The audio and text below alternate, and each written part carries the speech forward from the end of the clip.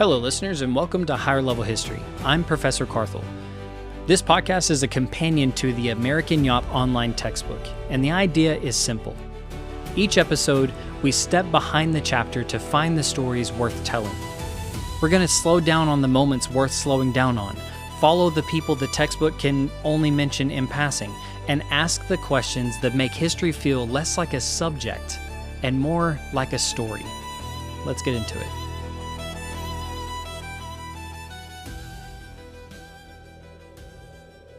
In the winter of 1609, a man named George Percy was trying to survive. Percy was a gentleman by birth, the younger son of an English earl, and he had come to Virginia with the kinds of expectations that gentlemen brought to the New World in 1607.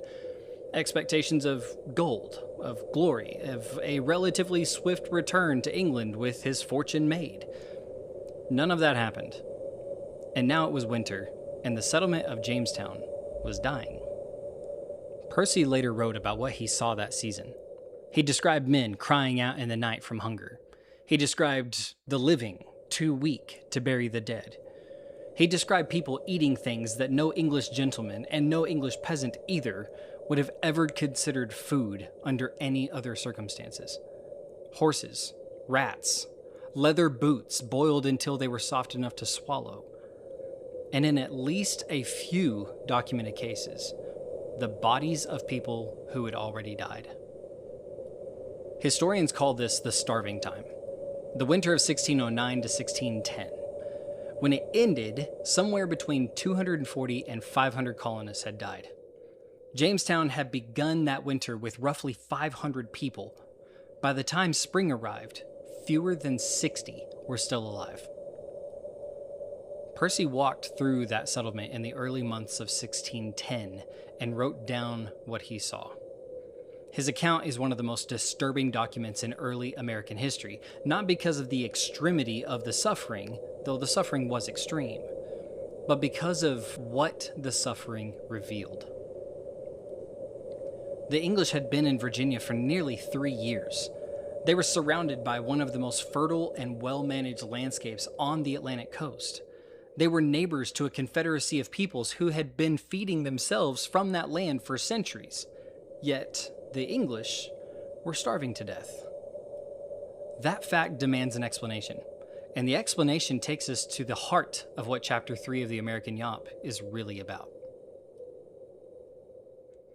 To understand the starving time, you have to understand what the English walked into when they arrived at Jamestown in May of 1607. They did not arrive in an empty land. They arrived in the middle of a political world that had been under construction for decades. That world belonged to a man the English called Powhatan, though his actual name was Wahunsanaka. And what he had built was not a loose collection of friendly villages and tribes. It was a paramount chieftaincy, a deliberately constructed political structure that encompassed roughly 30 distinct peoples and somewhere between 14,000 and 21,000 individuals spread across the Tidewater region of what is now Virginia. Wahunsanaka had spent years, possibly decades, assembling this confederacy. Some groups had joined willingly, drawn by the advantages of trade, protection, and access to his political network. Others had been conquered outright. By 1607, the Powhatan Confederacy controlled the rivers, the food supplies, and the political landscape of the entire region. Anyone who wanted to live in Tidewater, Virginia, on any terms, had to contend with Wahunsanaka. The English, almost immediately, failed to understand this. Part of the failure was ideological. The English arrived with a concept of land ownership that was entirely foreign to the peoples they encountered. In English legal and cultural tradition, land was property. It could be owned, it could be bought, sold, and enclosed. Sovereignty flowed from ownership. If no one owned the land in the European sense, then no one truly possessed it, and it was available to be claimed. The peoples of the Powhatan Confederacy organized their relationship to land completely differently. Land was not property to be owned.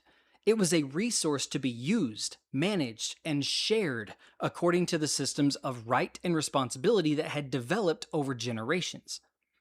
Wahan Sanaka's authority did not derive from owning land. It derived from his relationships with the people who lived on it, his ability to organize their labor, coordinate their defenses, and redistribute the goods that flowed through his network. When the English looked at Tidewater, Virginia, they saw vacancy and opportunity. When Wahan Sanaka looked at the English, he saw something more complicated. He saw about 100 armed men in a poorly built fort on a swampy peninsula.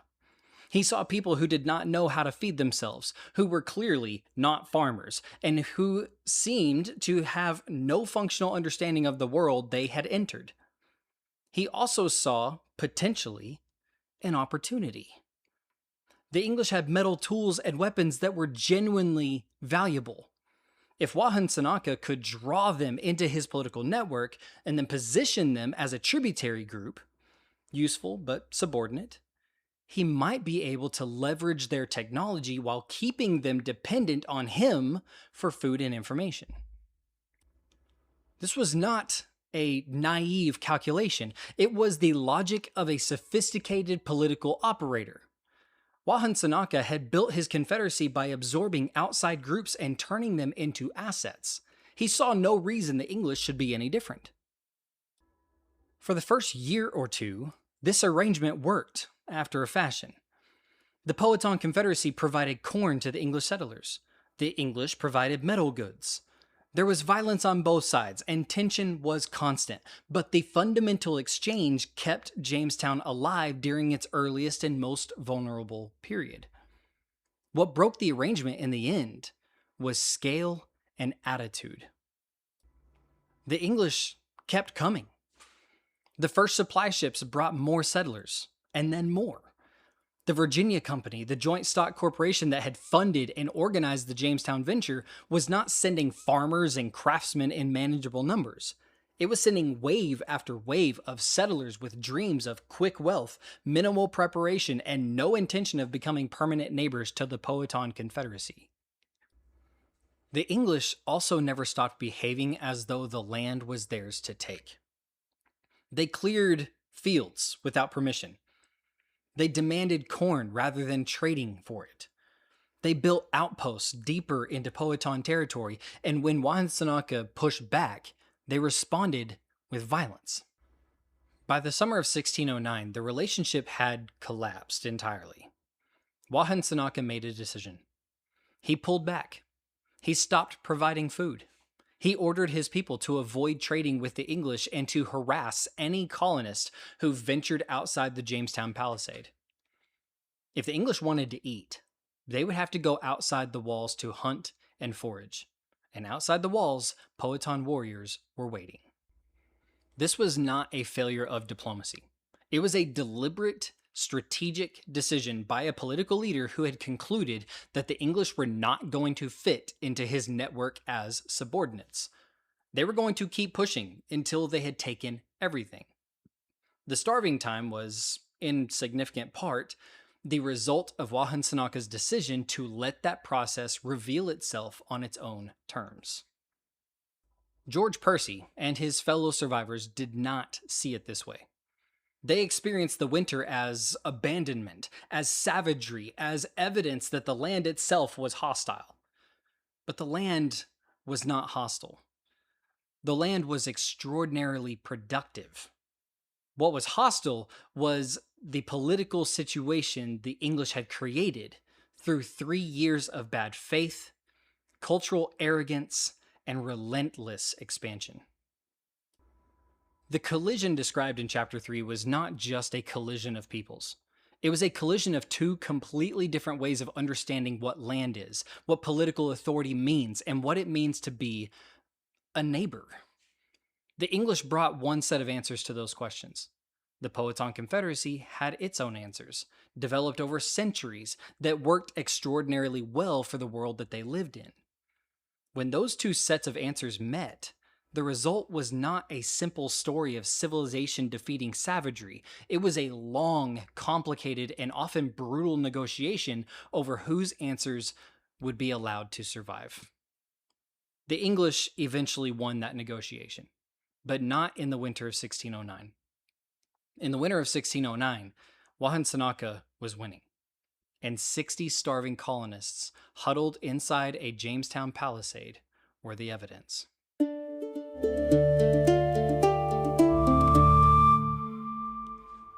Welcome to today's special segment. We're calling this one The World Anthony Johnson Built. Now, Anthony Johnson arrived in Virginia in 1621 as an African native captive. He had been taken from his home, almost certainly somewhere in Angola, sold into the Atlantic slave trade, and shipped to the Chesapeake, where he was put to work on a tobacco plantation. His original African name is lost. The English recorded him simply as Antonio a Negro. Johnson survived the brutal conditions of early Virginia. He served out his 14-year indentureship and earned his freedom. He married a woman named Mary, who had also come to Virginia as an indentured servant. Together, they built something remarkable. By the early 1650s, Anthony Johnson owned a 250-acre farm on the eastern shore of Virginia. He raised cattle, he had a family, he had indentured servants of his own bound to him under labor contracts. He had social standing in Virginia courts. He had, by the brutal and unforgiving standards of mid-17th century colonial Virginia, made it. And then one of his servants tried to leave. The servant's name was John Kacer. He was also an African, likely purchased by Johnson from the Atlantic slave trade. Kacer claimed that he had served out his indentureship years earlier and that Johnson had been holding him beyond his contracted term without cause or compensation. Two white neighbors, the Parker brothers, heard Kacer's claim. They took him in and supported his claim. Johnson initially backed down. He let Kacer go. And then he changed his mind. In 1654, Anthony Johnson went to the Northampton County Court and sued for the return of John Kacer. Johnson's argument was very direct. Kacer was not a contracted servant within a term limit. Kacer was his purchased property for life. And the court agreed. In 1655, the Northampton County Court ruled that John Kacer was the lifelong servant of Anthony Johnson, a man who himself had earned freedom from indentured servitude. It was one of the earliest judicial rulings in Virginia's colonial record to establish lifetime hereditary servitude for a person who had committed no crime. Not an act of the legislator, a court decision. The legal architecture of racial slavery was being assembled piece by piece, and one of the hands on the bricks belonged to Anthony Johnson. Think about that for a moment. A man who had arrived in Virginia in chains, who had worked his way to freedom, who had built a farm and a family and a life, used the legal system of colonial Virginia to argue that another black man should be enslaved for the rest of his days. And the court gave him what he asked for. This was the first time in American history that a judicial ruling created permanent chattel slavery without a crime being committed. This is the part of American history that does not fit the narrative most of us grew up with. There's no clean moral here. There's no satisfying resolution. And that discomfort is not a reason to look away. It's a reason to look closer. Good historians do not discard evidence because it complicates the narrative that they would prefer. We follow the evidence. We sit with the inconvenient parts. We ask what the story tells us, even when the answer is complicated or disturbing. What Johnson's story tells us is this. In the 1650s, the legal world he operated in did not yet define slavery by race. It defined labor by contract. Johnson had navigated that system and used it to his advantage. What he did to John Kacer was made possible by a framework that treated labor as property, regardless of who held it. He did not invent that framework. He used it. But the framework was already changing around him. Between roughly 1640 and 1705, the Virginia colonial legislature passed a series of laws that methodically dismantled the contract-based labor world that Johnson had lived in and replaced it with something entirely new. Laws that made slavery permanent and hereditary passed through the mother. Laws that stripped free Black Virginians of the right to vote, to own firearms, to testify in court against white colonists. Laws that made it legal to kill an enslaved person who resisted capture. These laws grew directly out of the economic pressures of the tobacco economy and the political fears of Virginia's planter class. Indentured servants, once freed, have become a dangerous population. Poor, landless, angry, and numerous. Bacon's Rebellion in 1676, a violent uprising that nearly brought down the colonial government, was fueled largely by those types of men. Virginia's wealthy planters drew a cold and calculated conclusion. A labor force defined permanently by race was more controllable than one defined by temporary contracts. Anthony Johnson died in 1670 before the worst of those laws were written. After his death, however, a Virginia court ruled that because he was a Negro, and therefore not a subject of the crown, his land could be seized by the state. The farm he had built was taken from his family. The legal world that had allowed him to build it was beginning to fall apart. The world that replaced it would define Black life in America for nearly 200 years. Now, Johnson's story does not explain American slavery, and it definitely does not excuse it. What it does is prove that slavery was built. It was a choice made by specific people at specific moments for specific reasons. And the fact that one Black man found a way to navigate an unjust system before that system was replaced by something far worse does not complicate the truth. It confirms it. The moment Johnson's usefulness to that system expired, the system took everything he had built and gave it to the state. The world Anthony Johnson built did not survive him. The one that replaced it did. When you open Chapter 3 of The American Yawp, you're going to move through a lot of ground. The chapter covers Spanish and French colonization, the early English ventures into the Atlantic world, the tobacco economy, the beginnings of African slavery in the Chesapeake, and the long, complicated relationship between English settlers and the peoples of the Powhatan Confederacy. It covers roughly a century of contact, collision, and consequences. As you read, though, I want you to focus on two things. The first is Wahan Sanaka. The Yawp will give you the political and diplomatic details of what happened between the Powhatan Confederacy and their Virginia colonists. As you read those sections, pay attention to how the textbook characterizes his decision-making. Look for the moments where the relationship between the Confederacy and the English shifts, and ask yourself what drove each shift. The second is the legal history of slavery in Virginia. The Yawp walks through the specific laws and the specific decades in which racial slavery was constructed as a legal institution. Read those sections very carefully and pay attention to the timing. The law tells you what Virginia became. The timing tells you why. Chapter 3 of The American Yawp is available for free at americanyawp.com. Read it alongside this episode, not instead of it. I'm Professor Carthel, and this has been Higher Level History.